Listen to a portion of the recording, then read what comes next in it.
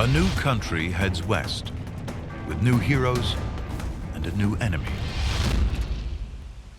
The American wilderness. The pioneers face incredible hardship. But their battles forge the American character and build the new American nation.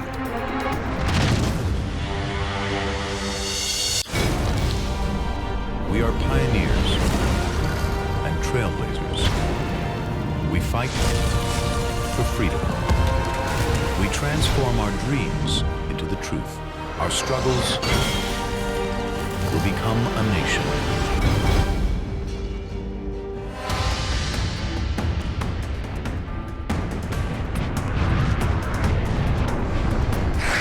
"300 million years BC. A meteorite the size of Central Park hurtles towards Earth.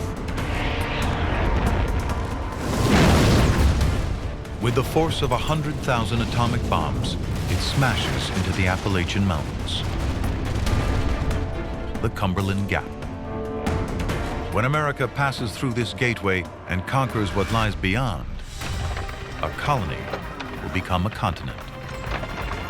I think Americans have always been pioneers. For a nation of adventurers and explorers. We are always moving forward, and we're always dealing with problems, not ignoring them.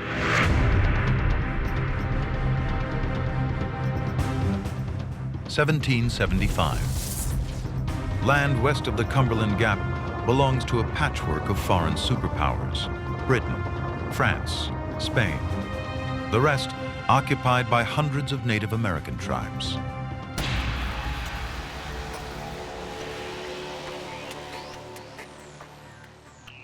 "3,000 miles of fertile land, millions of acres for anyone who can conquer it.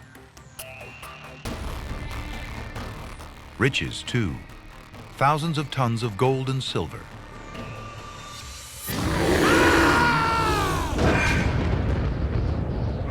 But this land is also brutal wilderness. Conquering it requires extraordinary people.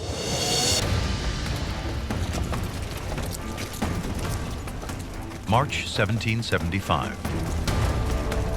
Daniel Boone. Woodsman, hunter, freedom fighter, explorer, dreamer. Okay, men, keep clearing. Cut it through. Coming through here. Boone and his 30 men slashed through the Cumberland Gap on a mission to tap the riches. Cut it through. Coming through here. Before us lay the finest body of land in the world, with which little exertion we can call our own. One day, thousands will desire this land, and we will be rich. But Boone's journey into the western wilderness is also a journey into the American soul. The frontier is a crucible where America will define itself and forge its true character. The King of England has outlawed any western expansion. Illegal settlers rounded up and punished. Boone's already fought the British back east. Now he's defying them again. Daniel Boone was that first great action hero for America. America wanted to see itself that way, I think. They wanted to see themselves as fiercely independent, very capable, and willing to go places most human beings wouldn't have gone. Come on, men, this way. Boone and his men take no supplies. Come on, come on!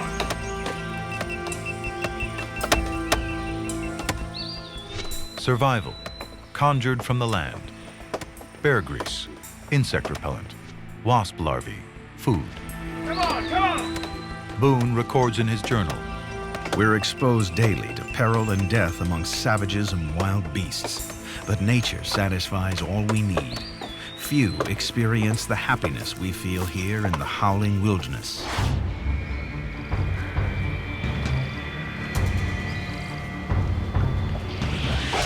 But for the Shawnee, this is not wilderness. It is home. And they will defend it. At all costs. Good work, John. Good work.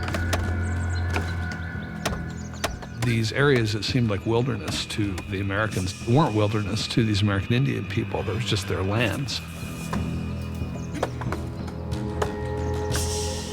Daniel Boone and the Shawnee have history. Only the year before, they kidnapped his eldest son, James.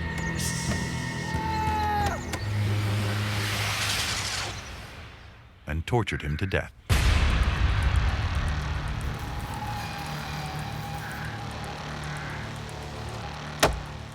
On the 25th of March, 1775, Boone crosses into Shawnee territory. In mountains for over 8 days. We were able to survive on this slippery island for 8 days. We had nothing to eat.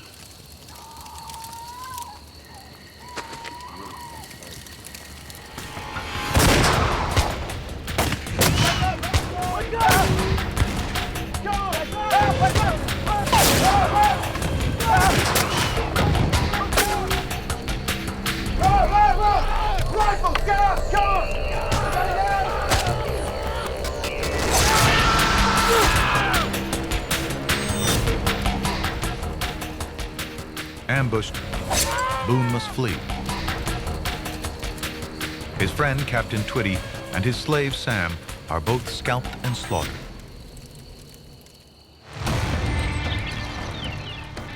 But Boone pushes on further west. Well, I think more than anything, the American character is perseverance. They persevered. They fought. It wasn't easy against great odds, but they have persevered. Boone's friend and companion, Felix Walker, writes, "He conducted the company through the wilderness with such bravery. Indeed, he appeared void of fear, with too little caution for the enterprise."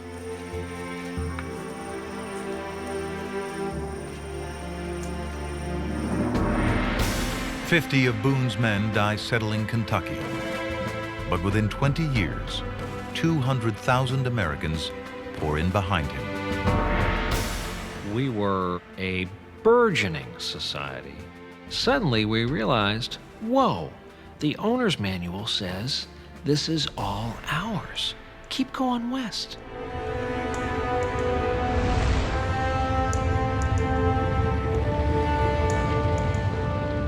Land hunger becomes a fever, even for the government. 1803, 27 years after independence. The single biggest real estate deal in history. President Thomas Jefferson buys the vast Louisiana territories from Napoleon. 500 million acres for 3 cents an acre. Just as America will one day go to the moon, now a mission into this unknown.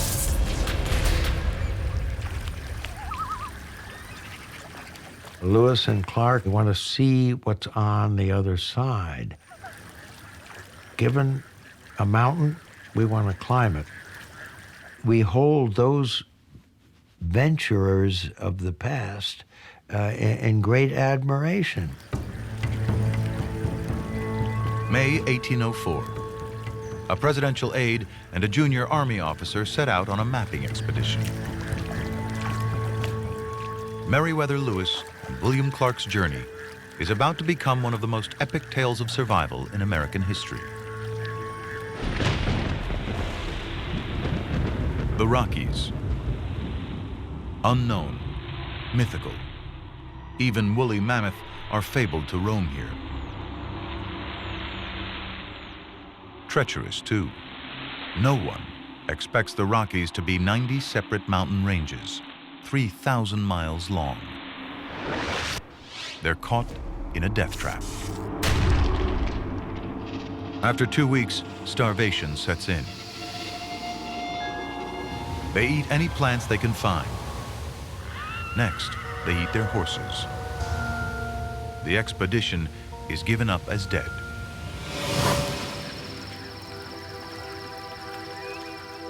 But they survive, and they owe their survival to to a 16-year-old Native American girl. Sacagawea of the Shoshone Nation guides them, finds wild food, and saves their precious million-word journals from an overturned canoe.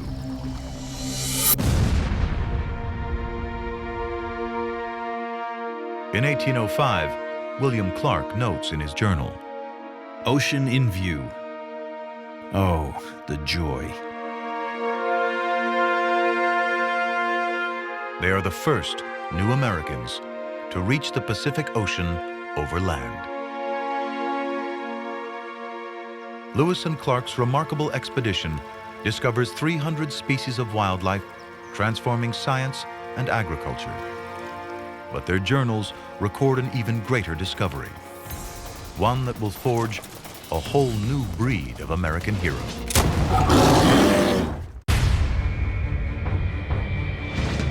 America, East and West. The pioneering spirit of Americans has busted the continent wide open.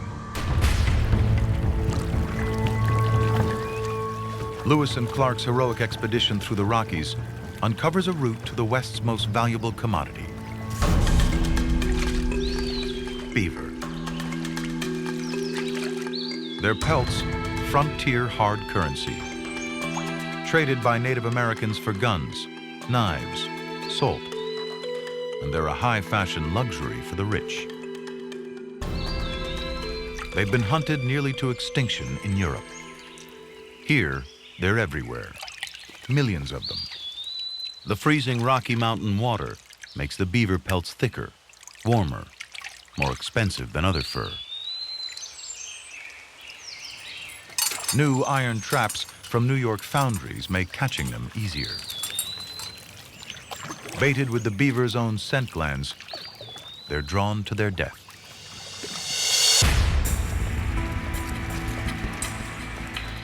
October 1823. 300 eager trappers roam the Rockies, searching for their fortune. 1 in 5 won't make it out alive. Trapping's harsh, hungry work. 6,000 calories a day are needed to survive the extreme conditions, 3 times what we eat today.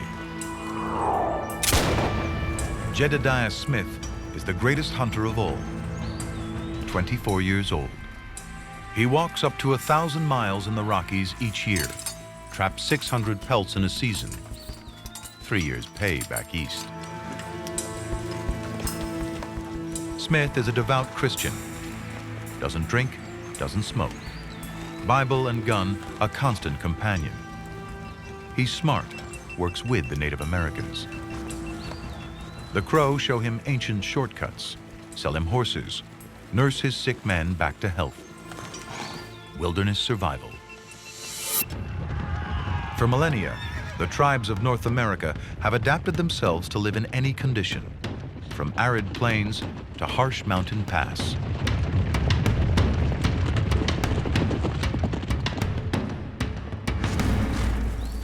Jed Smith uses their knowledge and his skill to open up the West for vast fur-trapping profits. He'll die a rich man, but today he's not the hunter. He's the hunted.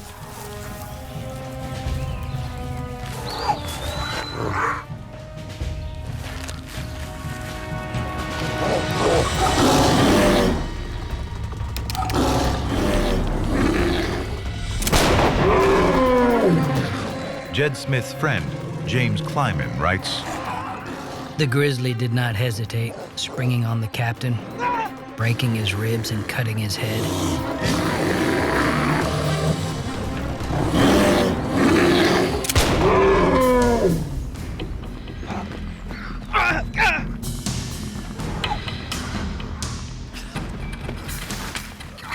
This gave us a lesson on the character of the grizzly, which we did not forget.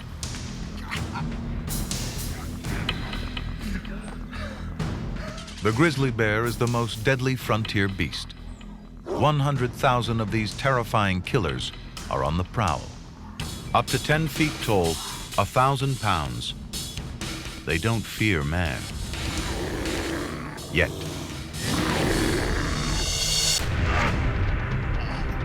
Today, there are fewer than 2,000 grizzlies in the Rockies. Halfway to death, Jed Smith's right-hand man, James Kleiman, stitches his scalp and ear back to his head. I put in my needle, stitching it through and through and over, laying the lacerated parts together as nice as I could. There was an amazing sense of confidence as part of that American spirit that doesn't even think about failing.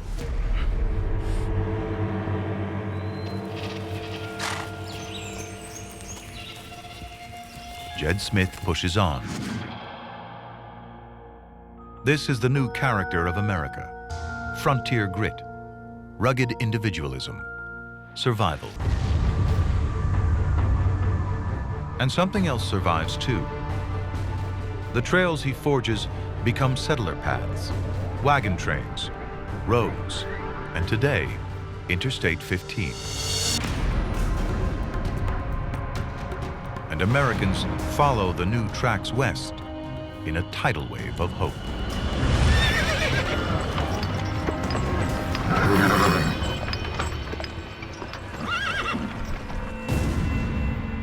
May 1846. Thousands of men, women, and children.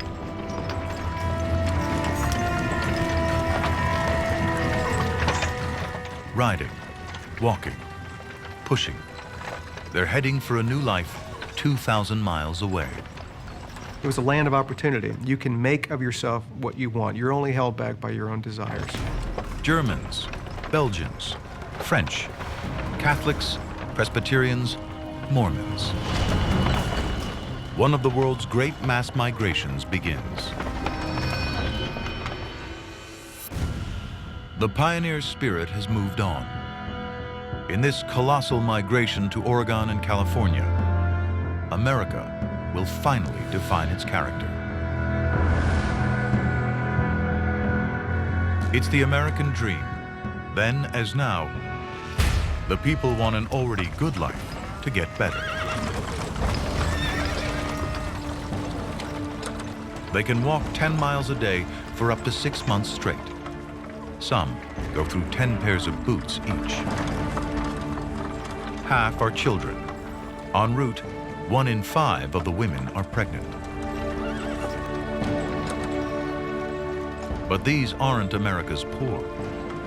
Families sell farms, save for 5 years to join the exodus, risking it all. I think if there is one episode that encapsulates the American spirit, I think it is probably the move west.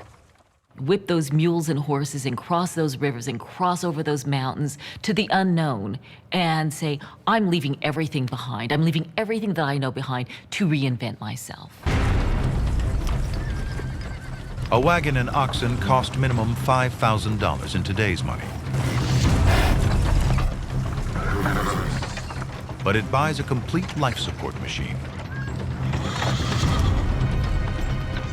The wagons carry a precious cargo, 1,000 pounds of supplies and a grub stake for your journey, your entire new life in the West. The pioneering spirit is ingenious. Essential drinking water captured from rain on the wagon canvas. Even the oxen's dung is fuel for fires. And like today, there are tolls. Native Americans charge $10 for road and $100 for river crossings in modern money. But the greatest toll of all, human lives. In all, 20,000 Americans will die reaching the West, 10 graves for every mile. But one story of suffering and death will show just how far the pioneers will go to conquer the West.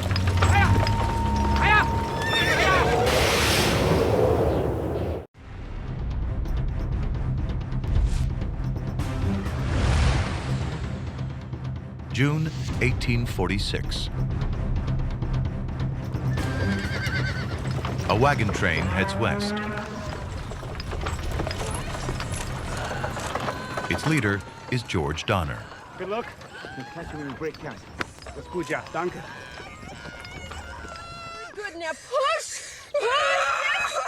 His wife, Tamsin Donner, is a school teacher. Stoss? Stoss? Yes. Okay. But on the trail, women must turn their hands to anything.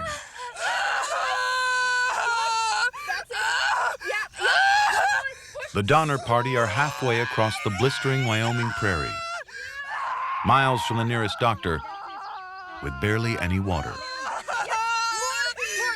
Good. Yes. Okay. I think the women who came across America in the early days must have been made up of the strongest fiber possible. It's unimaginable. Good.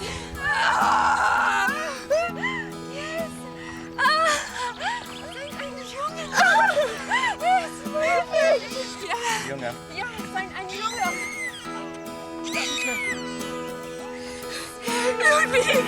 Danke, Fräulein Donner. The new Americans' mother and father are Philippine and Ludwig Kesseberg.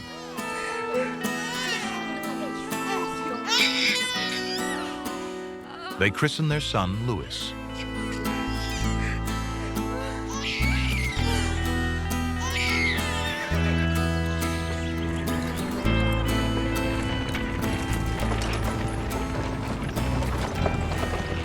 The journey is tough, but the going's good. Tamsin Donner writes in her journal, I could never have believed we could have traveled so far with so little difficulty. Indeed, if we do not experience anything worse, I shall say the trouble is all in getting started.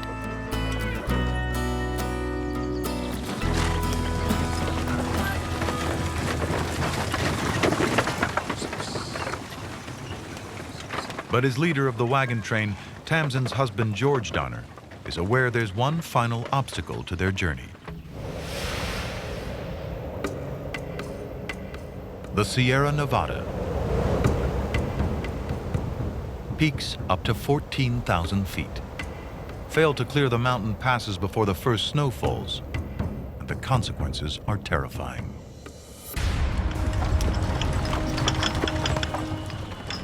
But as the Donner Party approaches Utah, George Donner makes a fateful decision, leading a splinter group off from the main party.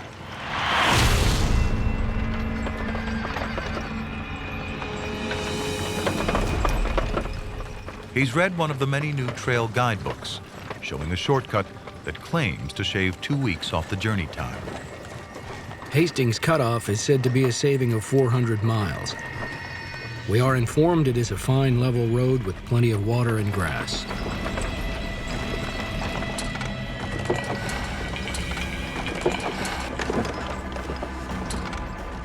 But Donner's information is wrong.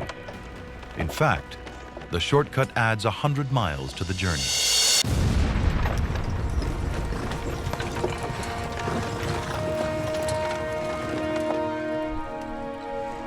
High in the Sierra Nevada, the Donner Party enters the Truckee Pass.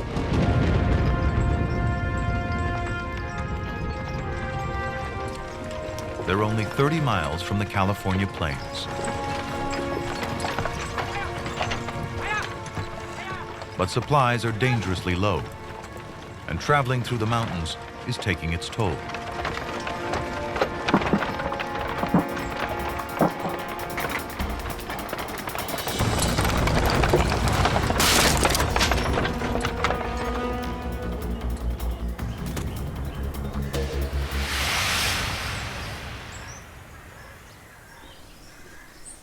A broken axle.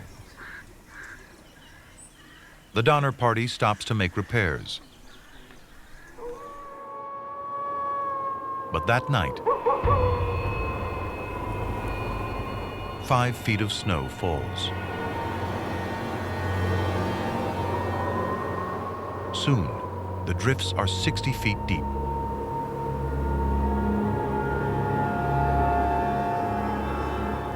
The Donner Party will be stranded for 5 months, In just 3 weeks, they've eaten all their food.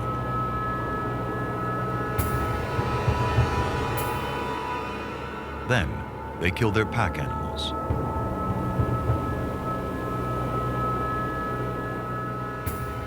Next, they eat charred bones, twigs, bark, leaves, dirt, and worse. Even the wind held its breath as the suggestion was made that were one to die, the rest might live. Cannibalism.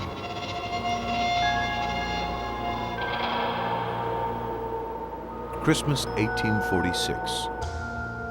They eat their first human. Bodies are cut up, flesh labeled, so people don't eat their own kin.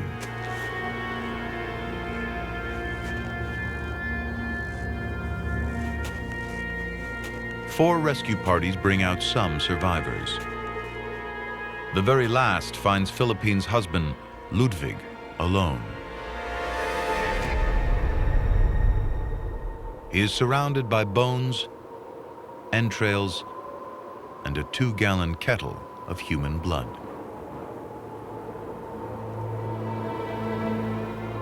George Donner's body is found, skull split open, his brain removed. Tamsin Donner's body is never found.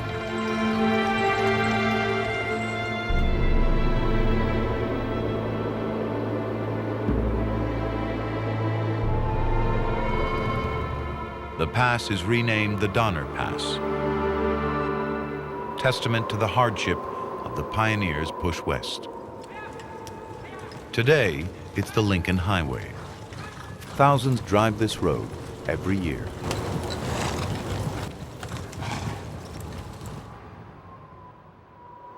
But beneath the bones of the Donner Party, the Sierra Nevada conceals a seam of gold, largest the world has yet seen.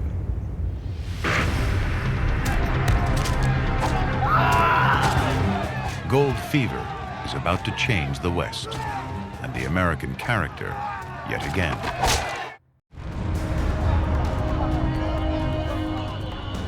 March 1836, Texas, the Alamo.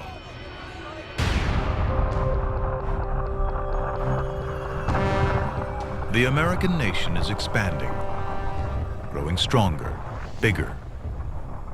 But there's something else out there, even bigger, even stronger.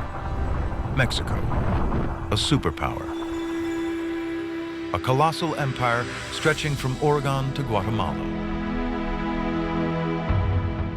But Texas is disputed territory. The Mexican government has invited American settlers in, but are soon overwhelmed by the flood of pioneers. Americans by the thousands were coming into Texas, and they were not abiding to the agreements to come in as settlers. And once they outnumber by 1835 Mexicans 10-1 in that area, of course, the Americans are thinking about independence. The Alamo is where Mexico tries to stem the flood.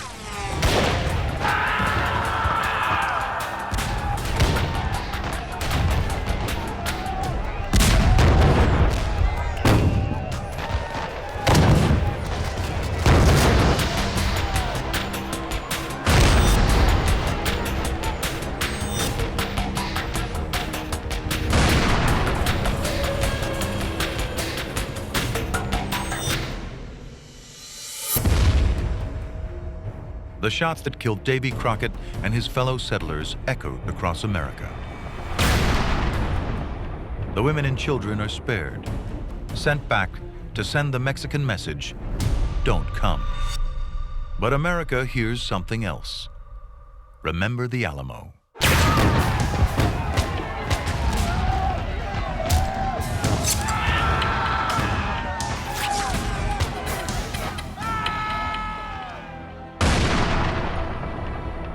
A turning point. America will now wage war to go west. Texas is one. California fought and bought. The same month California becomes American, it becomes the nation's greatest prize. Volcanic magma.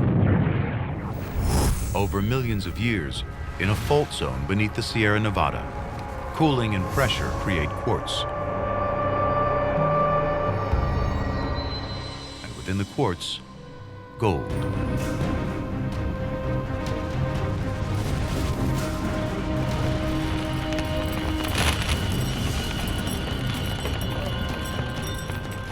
The seam is one of the densest on the planet. Rocks erode and the riches are released.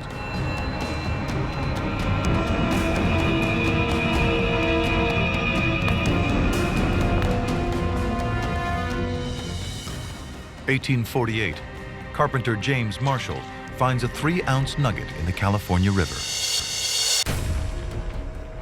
2 months' pay in his hand, but billions of dollars beneath his feet. News of Marshall's discovery spreads to every corner of the world. In California, you can taste the American dream. Get rich quick. Within a year, 100,000 desperate amateur prospectors flood the Sierra foothills.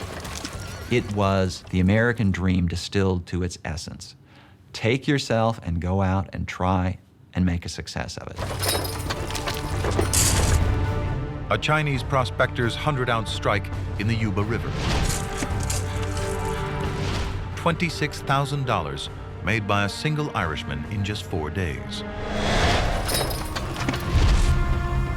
A $200,000 super seam mined by 12 Mexicans at Bear Valley. In the port of San Francisco, a plot of land worth $16 before the gold strike now changes hands for $45,000.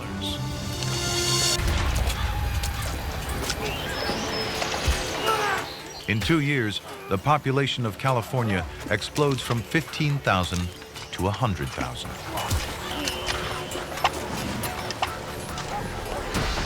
Now, hand panning is replaced by lines of sluice boxes, desperately combing for anything the first prospectors missed. And the price of living rockets. Picks, pans, shovels go from a few cents to $10 apiece. Breakfast costs 10 times what it does back east. But still, the people come.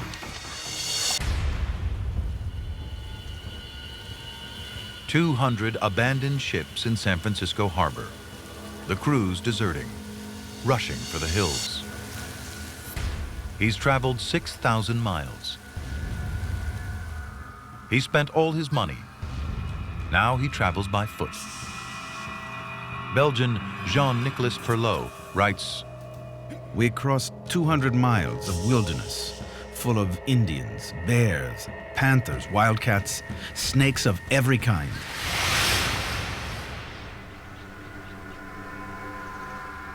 The first thing he finds isn't gold, it's graves. 200 of them. Prospectors cut off by rains in the foothills, starved to death. Approaching, we realized animals of some kind had dug up the bodies.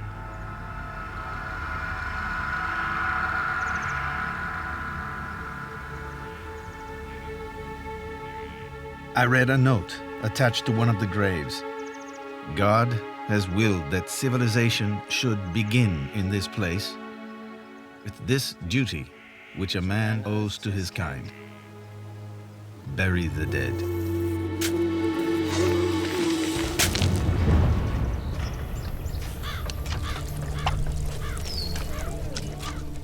Perlot does find gold, but never in the quantities that he dreamed. As the gold fields are picked clean, tensions rise. Times get tougher.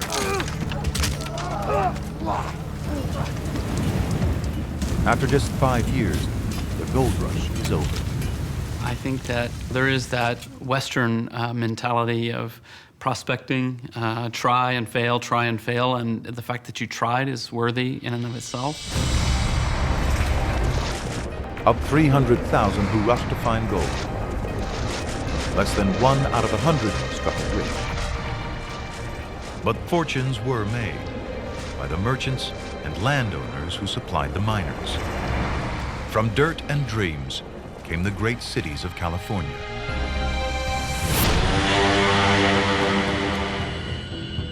Both the West and the American character that built it are settled. Now, this new powerhouse will face another revolution.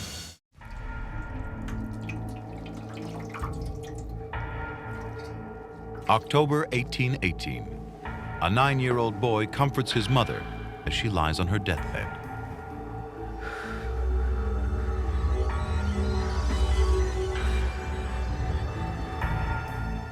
Milk sickness kills thousands of pioneers every year. The cause? White snake root eaten by cattle, a deadly poison passed in milk to humans.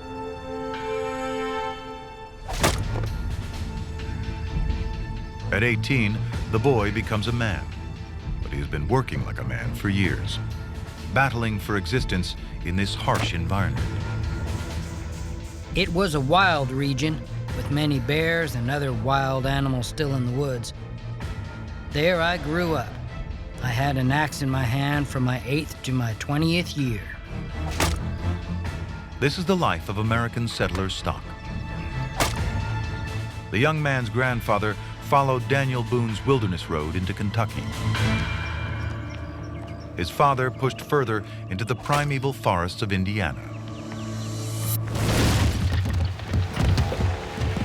Settler families of 10 or more live in log cabins built from scratch. Single-roomed, basic, the trailer homes of the day. The wilderness provides everything. They make their own plows, rakes, forks, shovels, build their own furniture. And they bury their dead. In bad years, malaria kills 1 in 8 of the settlers. Life expectancy is half of what it is today. But from adversity comes strength. This settler's name is Abraham. Abraham Lincoln. If you work hard, you can do anything you want to do. The possibilities are endless. To me, that was the American dream as a kid. Lincoln's family and thousands like theirs have settled the West in 4 generations. President Thomas Jefferson thought it would take 1,000.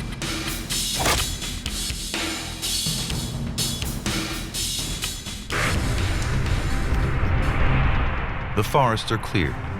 5 acres of family a year.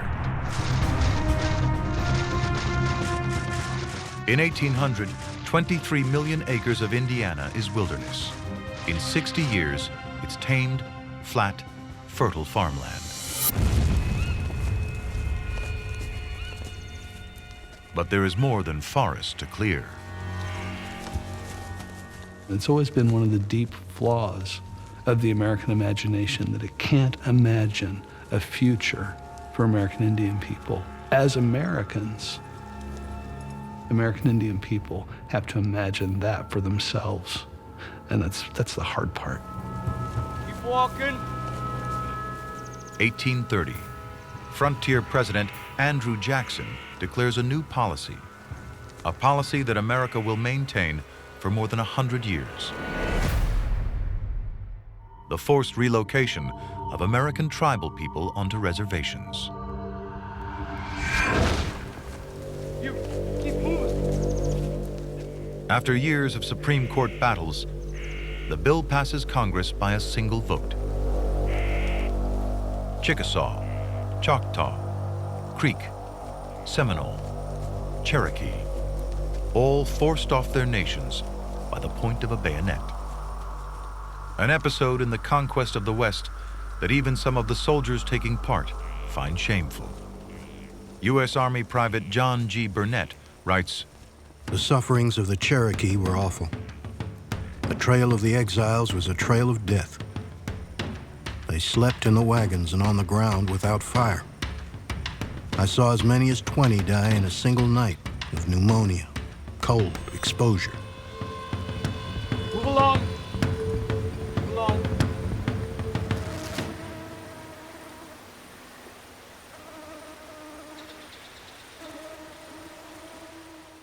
The march of 1,000 miles becomes a trail of tears. It's a shameful act in American history, and it's in its own way sort of an iconic act because it really symbolizes what happened to the Native Americans.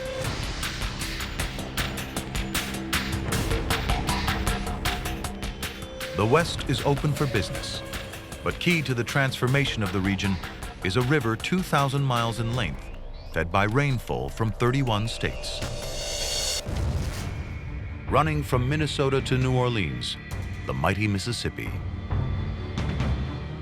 It's a lifeline, connecting the West to the outside world. If roads exist, they're muddy tracks. This is the only trade artery, the interstate, that allows the pioneers and settlers to sell the produce they've sweated over. A huge amount of goods are shipped out, but they're shipped out in this most nickel and dime way. A farmer will build a flatboat, fill it up with hogs, sassafras root, ginseng root, tobacco, whatever it is you grow, put it on the flatboat, use the power of the Mississippi to drift you down to sell them along the riverbank. Age 19, Abraham Lincoln makes his first trip down the Mississippi, poling his simple raft. The current is too strong to return upstream. The primitive flatboats are simply sold as lumber in New Orleans. Farmers have to walk the 800 miles home and begin again. But on that first journey, Lincoln sees the future.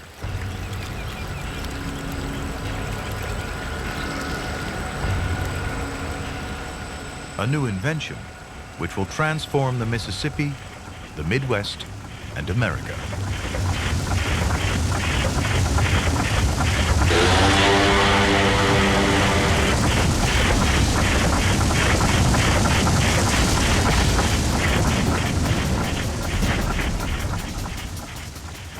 The steamboat was the 19th century's time machine, just as surely as the airplane was the 20th century's time machine. It shrunk distance. By shrinking distance, it enabled commerce. Even upstream, steamboats can travel 50 miles a day, 8 times faster, 8 times the cargo of a raft. But they're deadly. Over half the early models explode, maiming and killing hundreds. But their number triples every decade. They make the Midwest America's economic powerhouse.